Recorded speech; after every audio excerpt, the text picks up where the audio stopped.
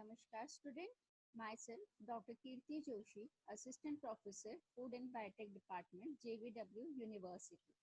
This session is about preventing diabetes. Previously, we are discussing about the causes, etiology of diabetes mellitus. Now, we are going to discuss about the preventive measures of diabetes mellitus. Living with diabetes can be quite a challenge, but like most things in anyone's life, it can be manageable if we have discipline and self control. Depending on what type of diabetes a patient has, there need to be a lot of things constantly remember. The food we eat and the restrictions that the need to be imposed on one's self should always be considered by a person with diabetes. Ways of preventing diabetes. First way and most important way is healthy diet. What, when, and how much you can eat play an important role in regulating how well your body manages your blood sugar level. And it is most important for the diabetic patient that he is consuming the diet with low glycemic index. Next one is exercise. Regular exercise helps your body to lowering blood sugar level, promote weight loss, and reduce stress and enhance overall fitness. Education. All people with diabetes need to learn about their condition in order to make healthy lifestyle choices and manage their diabetes. Lifestyle management also plays an important role in preventing, because learning to reduce stress level in day-to-day life can help people with diabetes better manage than disease. And also healthy weight. Maintaining a healthy weight is especially important in controlling of type 2 diabetes. Taking medication if needed in type 1 diabetes always require daily injections of insulin.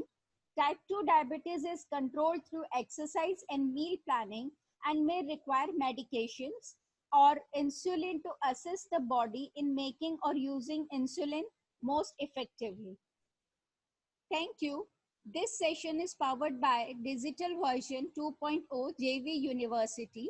Hope you are satisfied with my digital session. If you have any query, please mention in the comment box. Thank you. Namaskar students. Myself Dr. Kirti Joshi, Assistant Professor, Food and Biotech Department. Today's session is about etiology and clinical features of diabetes mellitus. First, we talk about insulin. Insulin increases utilization of glucose by muscles and adipose tissues, also increases the synthesis of glycogen in the liver and muscles, and reduces glycogenolysis and glyconeogenesis. In adipose tissues, insulin increases synthesis of fatty acids, promotes lipogenesis, lipolysis, and also synthesis of ketones. Insulin facilitates protein metabolism, increases absorption of amino acids, synthesis of proteins, and reduces their catabolism. Insulin also increases metabolism of nucleotides, absorption and synthesis of nucleotides, nucleic acids, as well as RNA, DNA increases. Insulin takes part in the process of growth and differentiation of all body tissues. It supports their energy status, provide differentiation, activation of immunocomponent, lymphocytes. Due to the synthesis of proteins and nucleotides, the process of transcription and translation of genetic informations are carried out. This is the mechanism of insulin secretion.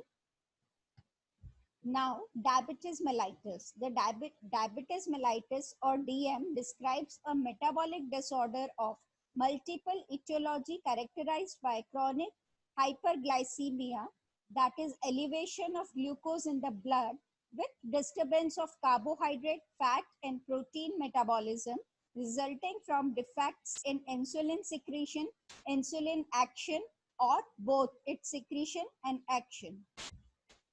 Diabetes mellitus is a group of metabolic diseases resulting from variable interaction of hereditary and environmental factors, which is presented by hyperglycemia following absolute or relative insulin indeficiency that causes metabolic manifestations reflected in a tendency towards accelerated non-specific atherosclerosis, micro and macrogenopathy, neuropathy, increased susceptibility to infection also. Etiological classification of diabetes mellitus. There are three types of diabetes mellitus: type 1, type 2, and gestational diabetes mellitus. Now, firstly, we discussed about type 1 diabetes mellitus. There is beta cell destruction, usually leading to absolute insulin deficiency. It may be of two types. First, idiopathic type 1, which refers to rare forms of disease with no cause. And second one is immunomediated diabetes, an autoimmune disorder in which the body's immune system destroys or attempts to be destroyed the cell in the pancreas that produce insulin. In type 2 diabetes mellitus, it is predominantly insulin restriction with relative insulin deficiency or predominantly an insulin secretion defect with or without insulin resistance. Third one is gestational diabetes mellitus. There is carbohydrate intolerance resulting in hyperglycemia of variable severity with onset of or first ignition during the pregnancy time. Criteria of diagnosis: there is polydipsia, hyperglycemia, polyuria, and rapid weight loss occurs in the patient. Manifestation of diabetes mellitus: there is thirst, which is also called as polydipsia. Glucosuria means glucose in the urine. Hyperglycemia means elevation of glucose level in the blood. Itching of skin and genitals. Rapid weight loss. Considerable general weakness, polyuria, and polyphagia. Thank you. This session is powered by 2.0 JV University. Hope you are satisfied with my digital session. If you have any query, please mention in the comment box. Thank you.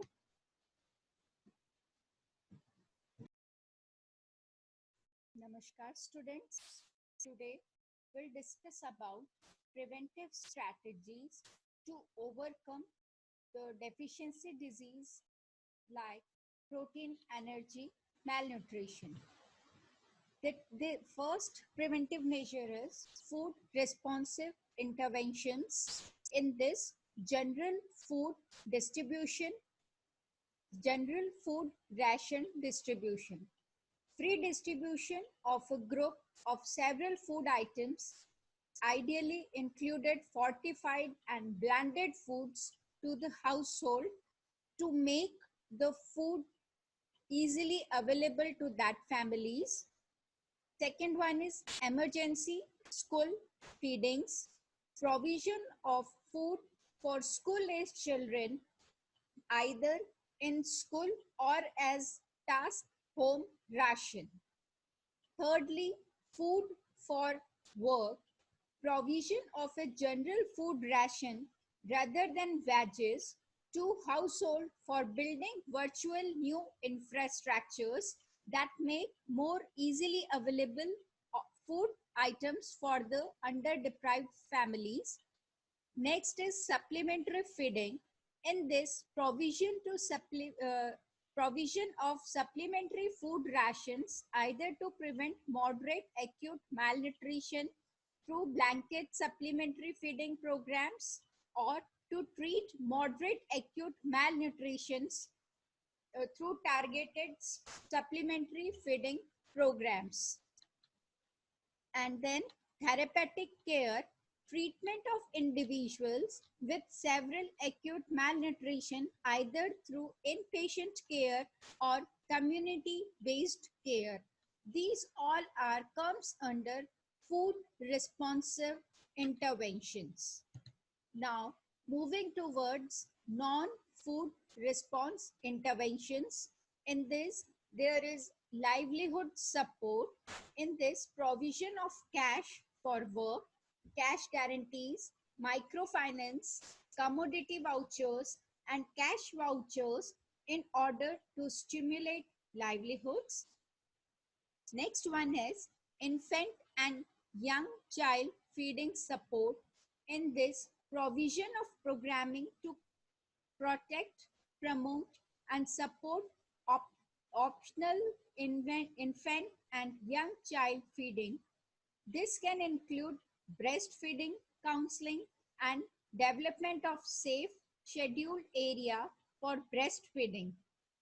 Next is health, water, and sanitation support, provision of essential health service, vitamin A supplementation, provision of safe water supplies and sanitation, immunization and deworming to the children. Thank you. Hope you are satisfied with my digital session. If you have any query, please comment in the comment box.